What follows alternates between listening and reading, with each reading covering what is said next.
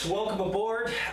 Today, again, a little bit of a different show today. I thought we'd be doing a much different show. There was a chance we were going to win this Colt game. There was a chance we were going to lose this Colt game, and then we were going to go ahead and talk about, what was going to happen with the Chiefs and the Denver Broncos, and, about the gifts that we got and what a wonderful time we had. And unfortunately, the big injury to Derek Carr, which has devastated a large portion of the Raider Nation.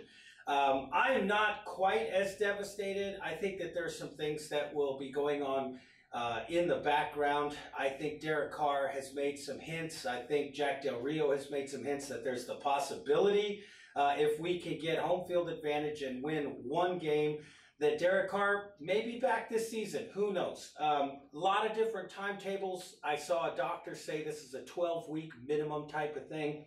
I saw another doctor that said, hey, you know what? He could be ready in 6. So, again, a lot of different information going on out there. So I kind of wanted to just kind of sit down and talk with some other people. So we got a lot of guests coming in. This week we got a good lineup coming on this week. So again, stay tuned for that. But today I wanted to bring in Eldridge Bell. A lot of you guys may be familiar with him from his really good show, the Let It Rip Sports Show. I'm a big fan. If you guys do not watch the show, go on over there, YouTube, Let It Rip Sports Show, like, subscribe. Like I said, I'm a big fan, and one of the reasons why I'm a big fan is because Eldridge is very emotional. When you watch what he's got going on, it's really I don't want to say entertaining. Well, it is entertaining. I mean, it's cool to watch somebody who just wears it on their sleeve. And I wanted to get started first because the first thing that we have to go through before we start with all the stats and we start with the odds and all of the other things that are going on. You got to deal with that emotion. You have to deal with what's going on emotionally. What are you feeling? I mean, there we're blowing out the Colts. It's like, wow, man, we've got this. We're going to go into the Super Bowl. People are they're going to have to now talk about us. They're going to have to now start talking about how we're legitimate. Fourth quarter of that game, all of a sudden it's like, whoa, all they're going to be saying is some bad things. So once again, I kind of want to go through the emotional aspect of it, and I thought who better to bring on than Eldridge. Eldridge Bell, welcome to the Will to Win. Thanks for having me. It's always a pleasure to be on your show, man. Yeah, absolutely, man. So, take us through what was going on in your mind. I'm sure you've put out a video, and again, I would encourage people to go on over and take a look. Well, actually, if you have put one, I'll try to include it in the links below. But talk with me about what was going through your mind right before the actual injury, and then right after, up until and including this morning.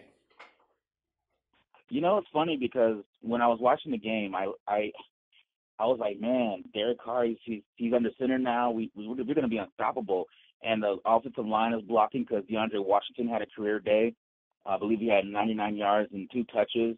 Jalen Richard, he had a touch as well.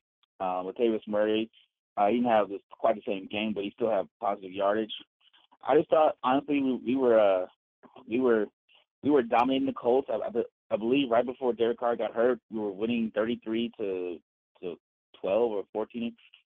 And we were in control, and I was like, man, we're going to be a force.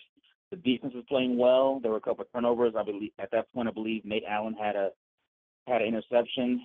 I'm not quite sure if Reggie Nelson had an interception before or after Derek Carr got hurt. I'm not sure. But defense was playing well. We're getting consistent pressure.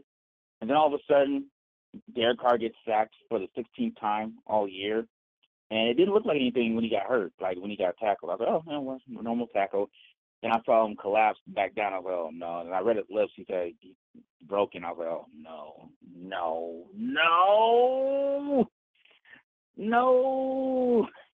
We're not ready. No.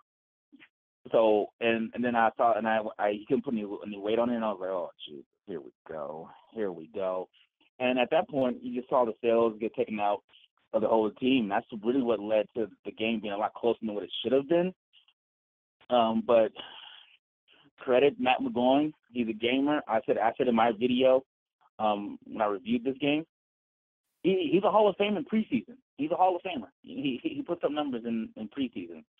And he made a huge throw to Amari Cooper to seal the game. I was like, well, here we go. Like at that point, wasn't really thinking about Matt McGloin. I was thinking, man, how long is he gonna be out? How long is he gonna be out? And they said it was a broken tibia, and I was like, phew. And then I started listening to other people, and they said Charles Woodson had the exact same injury, and he was able to come back for the Super Bowl. So if we can get to the Super Bowl, maybe there's an outside chance that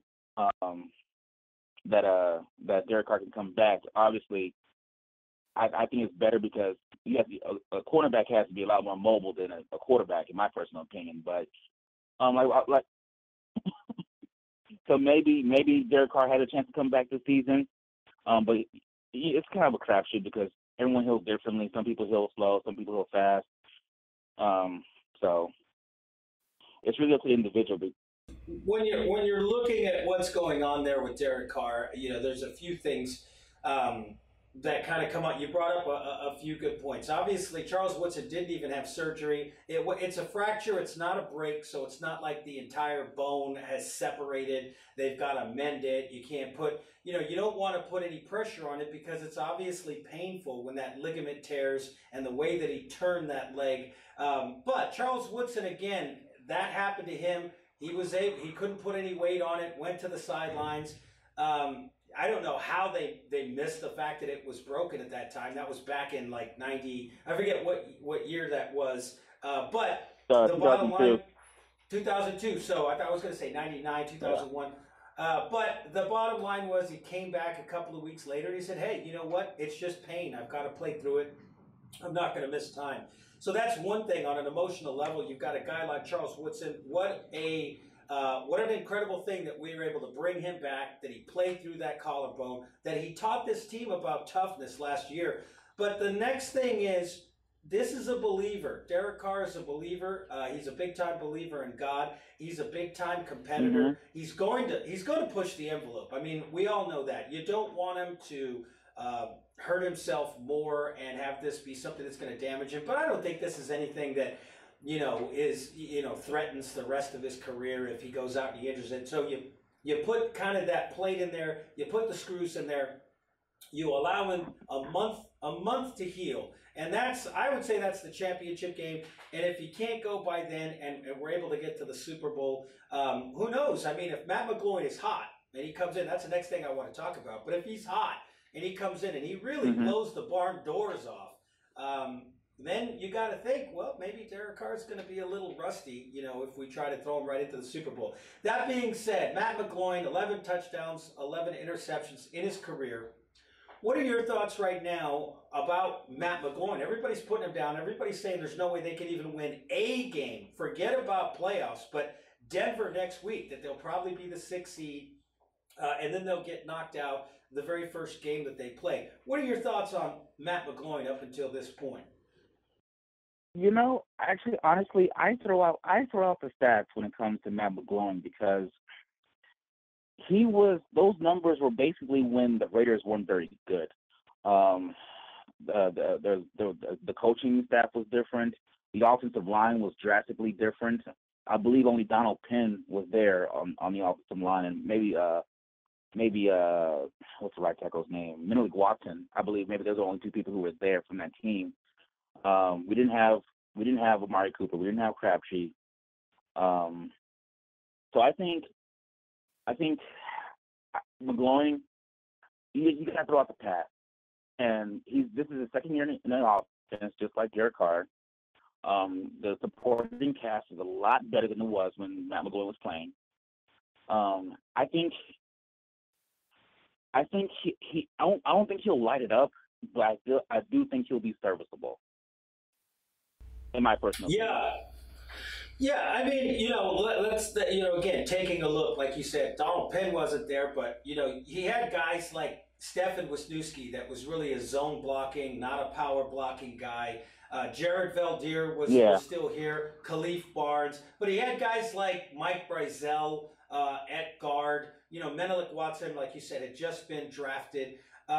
So this wasn't a great off. This offensive line and that offensive line are night and day. I mean, there's just no comparison. Absolutely. But then when you look at the skilled players that were around him as well, you had Darren McFadden, Rashad Jennings, Tywan Jones. I mean, that was pretty much what we had to throw out there. Denarius Moore. Rod Streeter, Michael Rivera, I think was the tight end at that time. So once again, I think he was a rookie back then. Exactly. So you start to kind of look at it. You say, okay, Denarius Moore not in the league anymore. Rod Streeter bouncing around, can't seem. It's not like that guy took the league by storm. Michael Rivera can't even break the starting lineup at this point. In terms of the running backs, yes, Latavius Murray was there, but again injured. Jermaine He didn't play that year, actually.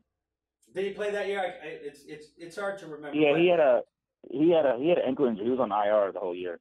Well, that's what I'm saying. So he wasn't in at all that year. So again, you're looking at the running game. You're looking at the wide receivers that you can throw to, and then you're looking at your offensive line, and you're saying, hey, should we really be judging Matt McGloin being 1-5?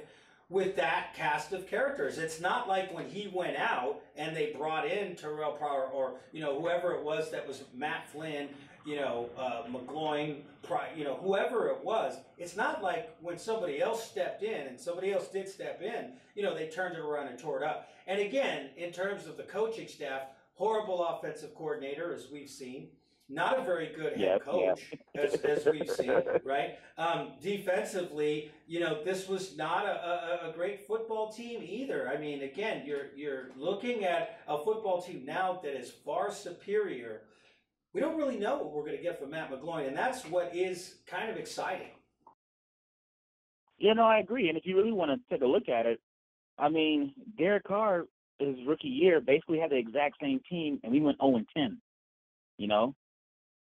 So, I mean, I agree with you. Let's give him a chance. Let's see what he does with this. And plus, second year in the offense, the coaching staff's a lot better. The team is a lot better.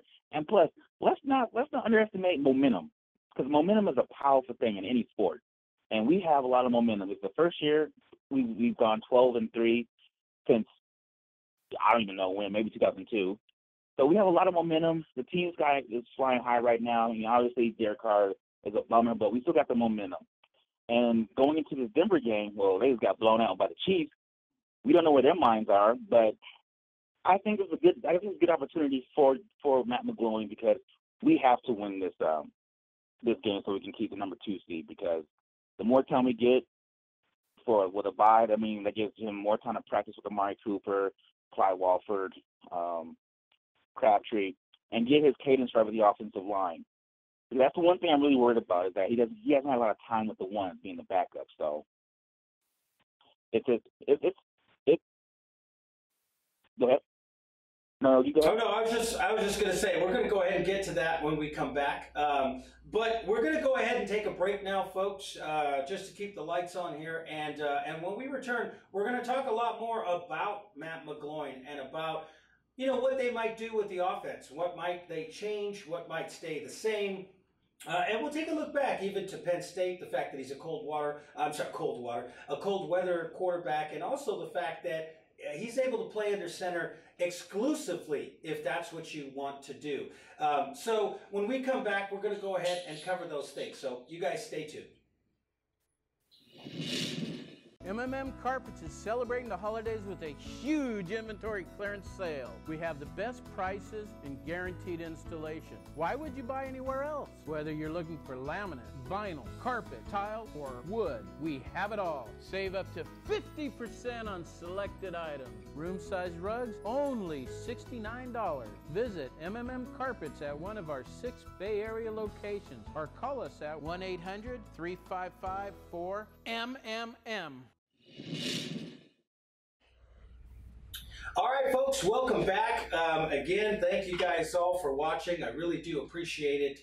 So once again, we're going to go ahead and talk a little bit about Matt McGloin at this point. We all know it's a very bad injury. It's not a great time for it to happen. Derek Carr was doing some incredible things But now we have to move forward. We have to at least move forward a month. We've got to project into the future.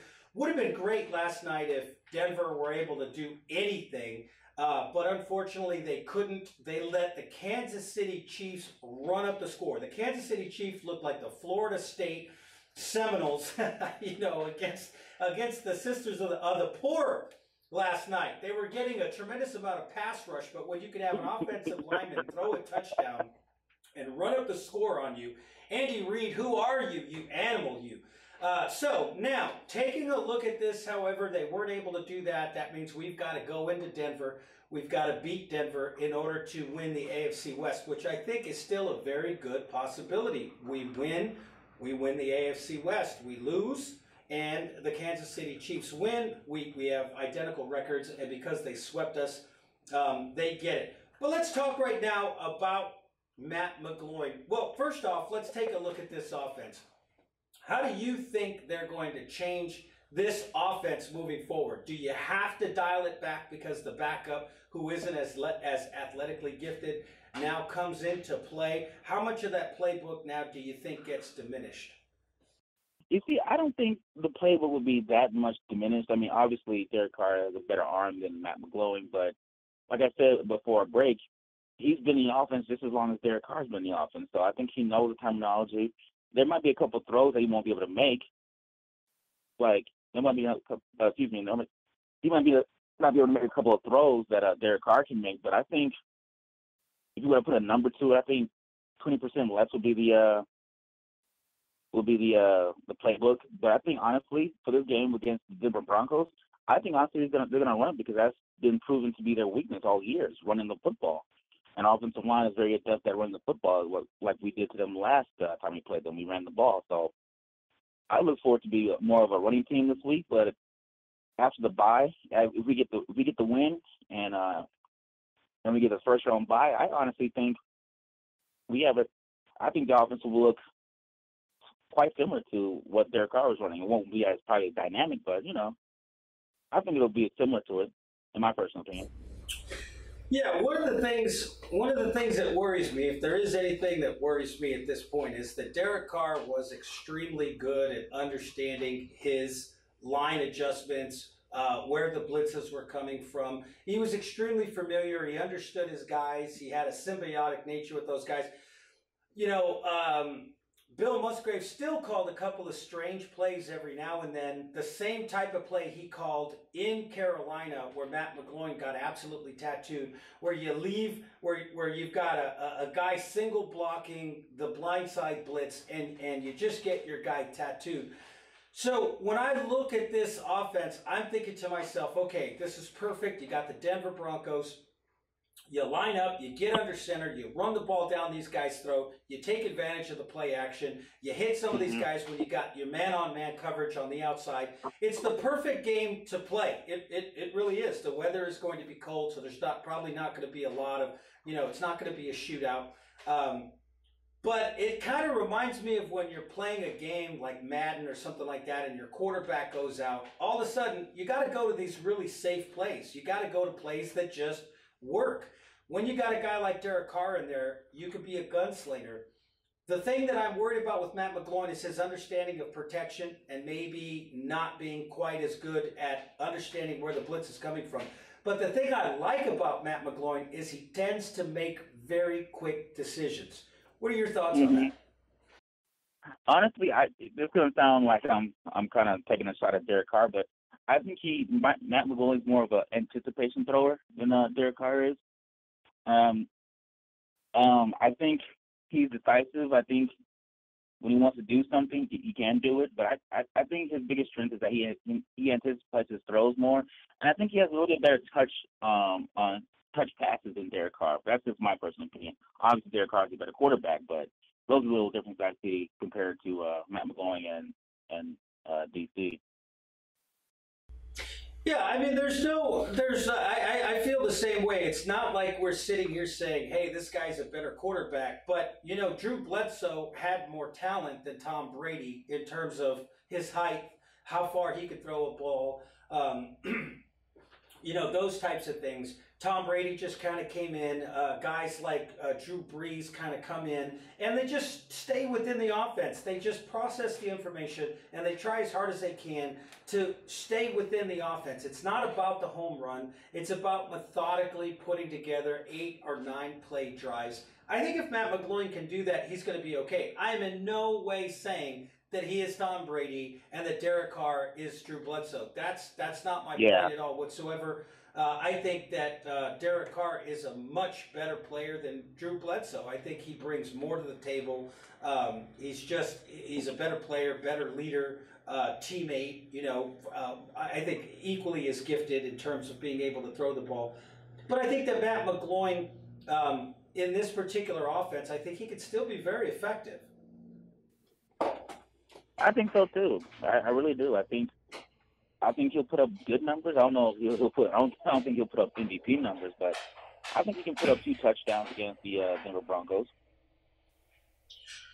Yeah, and the question is going to be: do they try to air it out, and do you take advantage of that? Or do you just try to get in there and work this offense? I mean, the bottom line is that they are relying upon Derek Carr. This offense is relying upon Derek Carr. The coach, the head coach, everybody kind of understands, hey, if we get ourselves in some trouble, this guy can get us out of it. And now what's going to happen is you're going to have to say, all right, well, now we're bringing in this guy, and he's been around for a while. Let's not get it twisted. If you look at it, Tom Savage, Matt Moore, Matt McGloin. Which one of these guys is going to be better? Well, let me tell you, those guys are all in the playoffs. And then you got a guy like Alex Smith, who's not, there's the potential that Matt McGloin is Alex Smith, So now, again, you've got all of the experience, you got the playing time, you got the fact he was drafted #1 overall, the career starts that Alex Smith has. But I'm just saying, in terms of talent, in terms of what he can and he can't do, we're not looking at very many Dan Marinos going into the playoffs. You got Ben Roethlisberger and you got Tom Brady. I mean, that's it. You got 2 guys, and that's pretty much it. Then you got 3 backups. You know what I mean? You have 3, Matt Moore, a career backup. Matt McGloin, career backup. I mean, he had, again, 6 starts in his rookie year, undrafted, right? But still, he's not going to have to go against Aaron Rodgers and then have to beat Peyton Manning and then have to beat, Dan Marino. The bottom line is that he's got to go in, he's got to play within the framework of this football team, make the plays that he needs to make. This running game has got to step it up. Latavius Murray, offensive line, Jalen Richard's going to be banged up, but I loved what I saw from Washington. You got to get Alawali involved. We just got to, you paid a lot of money for this offensive line. They're a run blocking offensive line, if you ask me, too dang big to be, Dan Marino's offensive line of Dolphin fame. I mean, come on, guys. It's time to get out there, get your helmet on some guys, move some guys out of the way. And we got to run like we're being fired out of a cannon, because if they do all this dancing in the backfield, again, Matt McGloin may not be able to get you out of those types of situations. But if they pound the ball, get positive yardage, force the secondary to come up to play the run, and get those favorable matchups on the outside, we still have a lot of weapons on this football team. I completely agree. I think the running game is key to giving us a chance to set up for the play action pass. Yeah, when I look at it, I'm thinking to myself, again, it may seem like we're taking a shot at Derek Carr, but folks, we've been in the shotgun exclusively for 3 games now. I thought the same thing that you did, Eldridge. I was sitting there like, oh, he's under center. Okay, they're getting ready for Denver, because he's going to have to be under center a lot going into Denver to win that game and to seal up the AFC West. I was like, oh, man, this is great. And then with the bye on top of that, that pick is going to be good. We are going to be dynamic. All these people that say we're not a very good football team, we're a paper lion. I watched people this morning, talk about it. Well, I never thought they were really a contender anyways. It's not about who's been hot throughout the entire season. It's about who's hot now. What kind of... Exactly. What do you even mean by that? That makes no freaking sense at all whatsoever. It doesn't matter who's been hot through the entire season. It matters who's hot right now heading into the playoffs. the Raiders are still hot heading into the playoffs. They lost against the Chiefs twice, and they lost in the second week of the season against the Atlanta Falcons, who, by the way, are a pretty good football team, right? So, once again, it's not like we're not hot. We just went in and slapped the Colts around, who just slapped the Vikings around, XYZ. So, again, the bottom line is this is a team. It still has a tremendous amount of playmakers. It's going to be hurting right now at the leadership position, at the quarterback position. This is a guy who's coming in that basically has to prove something to his teammates. It's one thing to be sitting there with nobody rushing you and, throwing the ball. It's another thing when you're out there and the bullets are flying, right? So I said it. I said it in a Facebook post, man. With this team lost in the fire, they are going to find in the ashes. It is time for Matt McGloin. It is time for Latavius Murray. Both of you guys, listen up. You guys are both free agents. You guys got to go out there and show the rest of the league. If it's not enough to show Derek Carr, who's your emotional leader, who's the captain of this football team, who's just an all-around good guy who loves you and supports you, if it's not enough to do it for them, to do it for him, then you need to do it, and you can't do it for your team. You can't do it for the Raiders. It's a contract year. There's a ton of incentives. Don't go crazy. Don't try to make plays that aren't there. Play within the system, but give it all that you've got. All you got to do is pull the trigger, get the ball to the right guy, let these guys do the rest. That's one thing that Derek Carr got used to. He didn't turn it over. Matt McGloin, 11 touchdowns, 11 interceptions. Now, again, truth be told, this is a team that was playing from behind a lot with not a very good offensive line, not very good wide receivers, and you got to try to make plays. If this coaching staff changes the game plan, again, let's get out there, let's play good defense, let's play field position, let's run the football, and let's have Matt McGloin make the plays like he made in this game. That's all you got to do. He just has to make the plays like he made in this game. Throw the ball to Amari Cooper, let him pull it out of the air. Get the first down when we need it. It's going to be difficult. We're going to run the ball a couple of times and then force you to throw it in third and long or whatever. But when we do, just make the right decision. And like I said, I think we beat Denver. And I think we get that bye week. And like you said, in that bye week, he's just getting those reps and reps and reps and reps. You know what I mean? No, I agree. I mean, everyone got to step up. Offense has to play better. Defense got to play better. Coaching has to be better. Everyone has to just pick up the slack, Yeah. Absolutely, man. Well, what's your prediction? I know, we're already in the playoffs. That's the great thing. Everybody says we don't have a chance. We don't have any hope. Let me tell you who doesn't have any hope, folks. I need you to look at me right now. Look at this camera right now. Denver doesn't have any hope. Baltimore doesn't have any hope. The Chargers don't have any hope. The Raiders still have hope. I'm watching things today, and I just keep thinking to myself, what the heck is wrong with these people? Oh, they don't have any hope. They're done for. No, folks, Denver's done for. Baltimore's done for. There's a lot of football teams that aren't even going to get a chance. The Raiders are still alive. They're still a good football team. Other teams have done it before. Jeff Hostetler did it. Again, we take a look at Jim Plunkett coming in and being able to do it. So we are not out of it yet, and we don't know what's going to happen, but we got a good chance. I got to tell you right now, we got a good chance, particularly if somebody can upset the Patriots. If the Patriots pulled Pittsburgh, I think there's a chance that Pittsburgh can beat the Patriots. Then they'd have to come, of course, and play us in Oakland. But that being said, playoffs are already, we're at least in as a wild card. We're going to get a playoff game this year. It's good experience for the team. Obviously, good experience for whoever it is that plays under center. But what are your predictions this week coming up? Can San Diego, who just lost to the worst team in all of football, can they beat the Chiefs? And can we, go in there and pull it off against the Denver Broncos? It's going to be tough.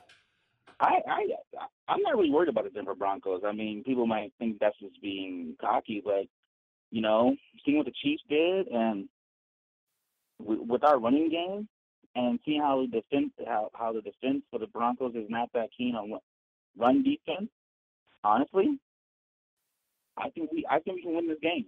I don't feel really nervous about this game. I really don't.